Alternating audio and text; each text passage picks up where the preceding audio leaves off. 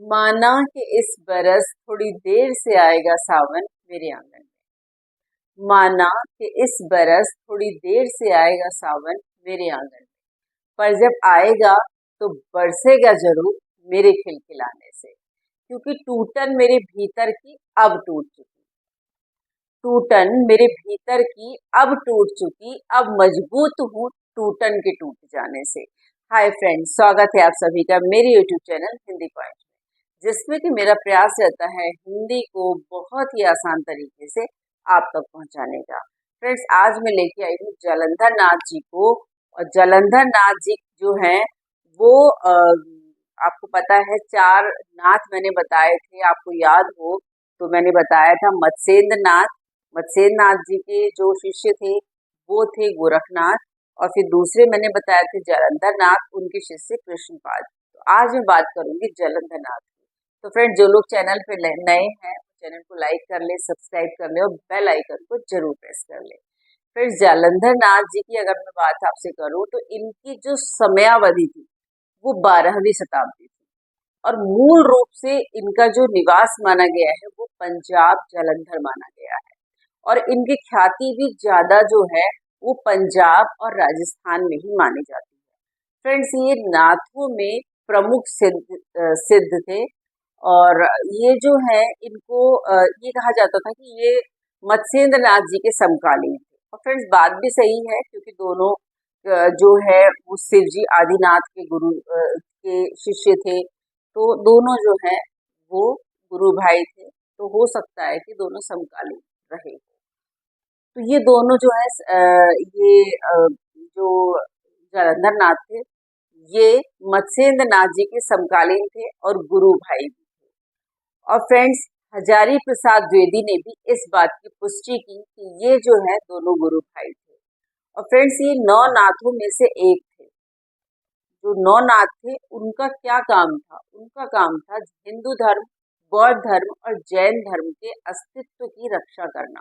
तो ये उन 9 नाथों में से एक थे। फ्रेंड्स, इनके लिए ये भी कहा जाता है जालंधर नाथ जी के लिए कि ये और इनके शिष्य कनिपा या कृष्णपाद, इनकी जो पद्धति थी साधना की वो गोरखनाथ और मत्स्येंद्र नाथ से भिन्न थी। थोड़ा मतलब उनके जैसी नहीं थी, काफी हद तक अलग अलग थी। और फ्रेंड्स, हजारी प्रसाद द्विवेदी ने ये भी माना कि ये जो है दोनों समकालीन थे और निश्चित रूप से ये गुरु भाई ही थे। मतलब वो ये इस बात को नहीं मानते। हालांकि कुछ लोगों ने ये भी कहा तिब्बती परंपरा के अनुसार कि इनका जन्म एक ब्राह्मण परिवार में हुआ था। कहने को तो कहा, लेकिन हजारी प्रसाद द्विवेदी कहते हैं कि ये उस ब्राह्मण परिवार में जन्म नहीं हुआ था, लेकिन ये जो है जिस भी परिवार में जन्म हुआ, लेकिन ये मत्स्येंद्र नाथ जी के समकालीन थे और गुरु भाई थे। फ्रेंड्स, इनके लिए अलग अलग तरीके से मान्यता दी जा रही है कि कोई कुछ कहता है, कोई कुछ कहता है, अलग अलग बहुत सारी कथाएं हैं। फ्रेंड्स, अगर मैं कथाएं सुनाने लग गई तो हमारा पूरा जो टाइम है वो कथाएं सुनाने में लग जाएगा, और मेरा उद्देश्य यहाँ कथा सुनाना बिल्कुल नहीं। मेरा उद्देश्य सही और सटीक जानकारी देना। फ्रेंड्स, ये जो जालंधर नाथ थे इनको जो है 9 नाथों में से बहुत प्रमुख माना गया था। पहली बात तो ये जो मैंने पहले ही बताई, अब फिर बता रही हूँ कि 9 नाथों में इनका बहुत प्रमुख स्थान था। फ्रेंड्स, ये जो है अपने कार्यकाल में, जब भी जो इनका कार्यकाल था, इन्होंने काफी कुछ उस समय किया। और अगर इनकी मैं बात करूं कि ये इनकी रचनाएं कौन कौन सी थी, तो इनकी रचनाएं जो थी फ्रेंड्स, वो पहली तो थी विमुक्त मंजरी गीत, और दूसरी थी हुंकार चित्त बिंदु भावना क्रम, 2 थे। और इन दोनों के साथ ही इसमें इन्होंने क्या किया था, इन्होंने जिक्र किया था साधना के उपक्रम का और सिद्धि की अवस्थाओं का। जो सिद्धि करते थे उनकी अवस्थाओं का वर्णन किया था।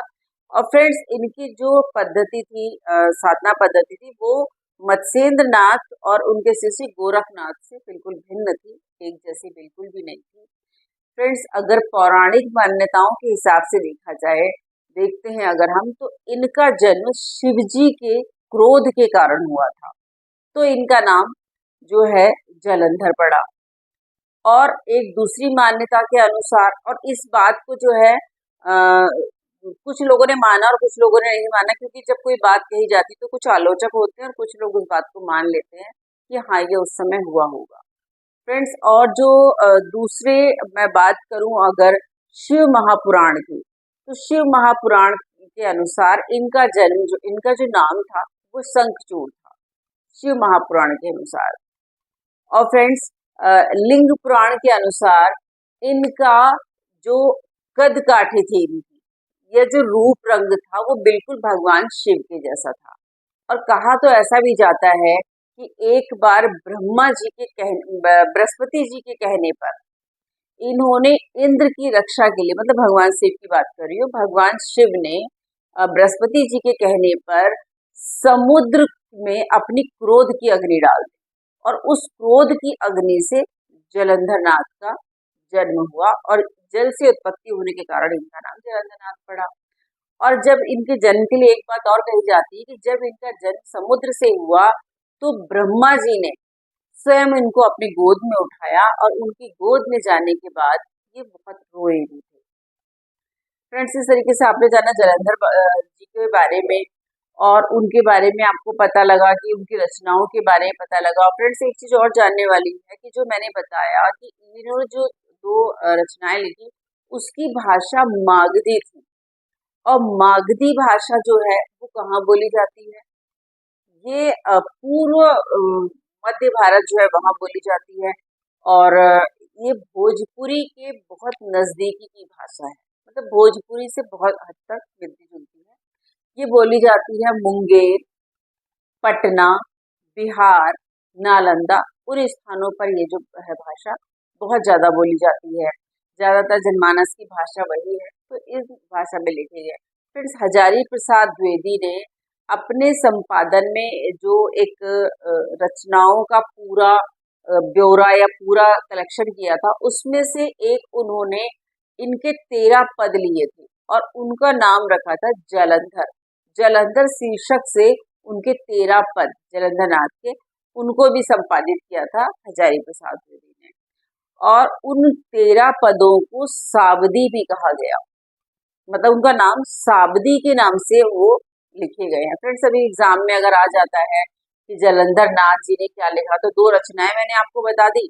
और अगर अब बात आती है हजारी प्रसाद द्विवेदी की, तो हजारी प्रसाद द्विवेदी ने जो इनकी रचनाएं थी वो जलंधर शीर्षक के नाम से लिखी थी, और इसमें 13 पद इनके लिए गए थे, और उन 13 पदों को साबदी कहा जाता था, जिनका विषय जो है वो होता था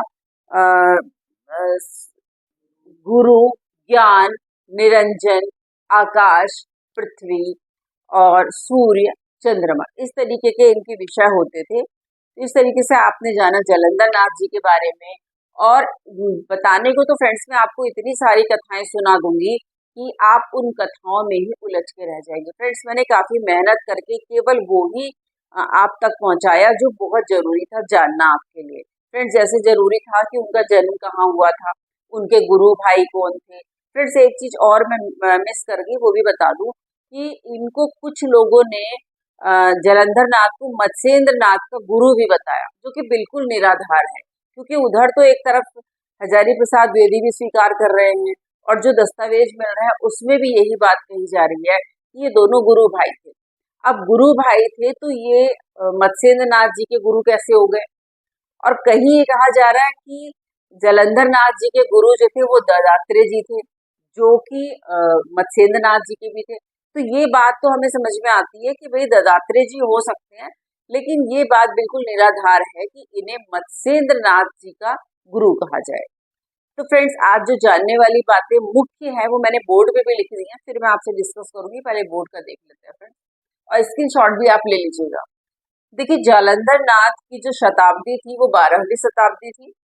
मूल रूप से जालंधर पंजाब के निवासी थे। जालंधर या जलंधर दो नाम इनके हैं। नाम जालंधर नाथ या जलंधर नाथ, ये तो बहुत सारे नाम है, शंखचूड़ और भी अलग अलग काफी नाम है, लेकिन जो 2 मुख्य नाम थे मैंने वही जानकारी यहाँ दी है। जालंधर नाथ के शिष्य थे कृष्णपाद या कनिपा या कनिफनाथ। जो अगला मेरा वीडियो का टॉपिक है फ्रेंड्स वो यही है, कृष्णपाद। और जालंधर नाथ की रचनाएं जैसे मैंने बताया, विमुक्त गीत मंजरी, और हुंकार चित्त बिंदु भावना क्रम। फ्रेंड्स, दोनों पुस्तकों की भाषा जो है उनकी मागधी थी या मगधी थी। ये भारत के मध्य पूर्व में बोली जाती है और भोजपुरी और मैथिली भाषा से संबंधित भाषा है, मतलब दोनों से मिलती जुलती है। दोनों पुस्तकों में साधना के विभिन्न उपक्रम, सिद्धि की अवस्थाओं का वर्णन मिलता है। मतलब इनमें जो है साधना के जो बहुत सारे उपक्रम थे, कौन कौन से क्रम थे, उनका जिक्र मिलता है और सिद्धि की जो अवस्थाएं हैं उनका वर्णन मिलता है। तो जालंधर नाथ जी के बारे में जो जानकारी आपने ली, आई होप आपने स्क्रीनशॉट भी लिया होगा। तो जालंधर नाथ जी के बारे में जो जानकारी मैंने दी आपको, ये जानकारी भी अगर आप अच्छे से याद करके रखते हैं फ्रेंड्स, तो ऐसा बिल्कुल भी नहीं होगा कि जब आपको इस तरीके के कोई क्वेश्चन आएंगे तो आप परेशान होंगे। फ्रेंड्स, जैसे मैं आदिकाल को लेकर के चल रही हूँ और आदिकाल को क्रम के अनुसार ही बता रही हूँ, तो अगला जो टॉपिक मैंने बताया कृष्णपाद होगा। उसके बाद जो अगला टॉपिक होगा फ्रेंड्स, वो निश्चित ही रासो साहित्य का होगा। तो इस तरीके से आपकी जो है प्रिपरेशन भी साथ साथ होती जा रही है और आपको ये भी पता चलता जा रहा है कि सबसे पहले कौन हुए, फिर कौन हुए, फिर कौन हुए। लेकिन ये तब पता चलेगा फ्रेंड्स जब आप कंटिन्यूसली मेरे वीडियोस देखेंगे। फ्रेंड्स, इसके लिए बहुत जरूरी है कि वीडियोस को लगातार आप देखते रहें। एक बार देख करके छोड़ देंगे तो फ्रेंड्स कुछ भी नहीं मिलेगा। जब हमें प्रयास करना ही है तो उसे अच्छी तरीके से करें। तो फ्रेंड्स, मेरे चैनल को लाइक कीजिए, सब्सक्राइब कीजिए और बेल आइकन को प्रेस कीजिए। और फ्रेंड्स, अगर आपको अच्छी लगती है जानकारी और आपको लगता है कि आपके फ्रेंड को जरूरत है तो उन तक शेयर भी करें। और फ्रेंड्स, मैं तो हमेशा से ही ये मेरा प्रयास रहा है कि मैं बहुत सरल तरीके से आप तक हिंदी को लेकर के आऊँ। तो उस प्रयास में मैं कितनी सफल हो रही हूँ, कितना मेरे द्वारा बताया गया ज्ञान आपको समझ में आ रहा है, और समझ में नहीं भी आ रहा तो भी कमेंट करें, लेकिन कमेंट करें। फ्रेंड्स, आपके कमेंट, आपके लाइक्स जो हैं मेरे लिए बहुत मोटिवेशन का काम करते हैं और मैं अगली वीडियो के लिए बहुत अच्छे से अच्छा आप तक लाने का, वीडियो का अच्छे से अच्छा ज्ञान आप तक पहुंचाने का प्रयास करती हूँ। तो फ्रेंड्स, आप इस वाली वीडियो को एंजॉय कीजिए। मैं मिलती हूँ आपसे अपनी अगली वीडियो में। तब तक के लिए जय हिंद, जय भारत।